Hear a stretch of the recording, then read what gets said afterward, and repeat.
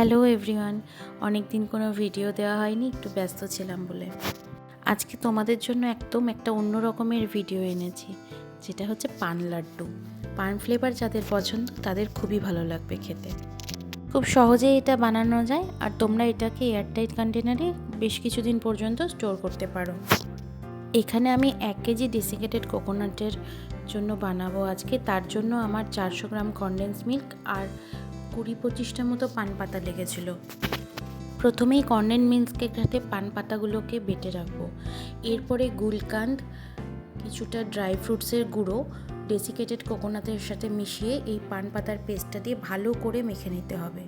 এরপরে ছোট ছোট নাড়ুর মতো করে গড়ে নিয়ে ওপর দিয়ে কিছুটা ডেসিকেটেড কোকোনাট লাগিয়ে দিলেই রেডি হয়ে যাবে পান লাড্ডু। এটা এবার আমার এক্সিবিশনের টপ সেলিং আইটেম ছিল। তোমরাও বানিয়ে দেখো আর আমাকে অবশ্যই কমেন্ট করে জানিও তোমাদের কীরকম লাগলো।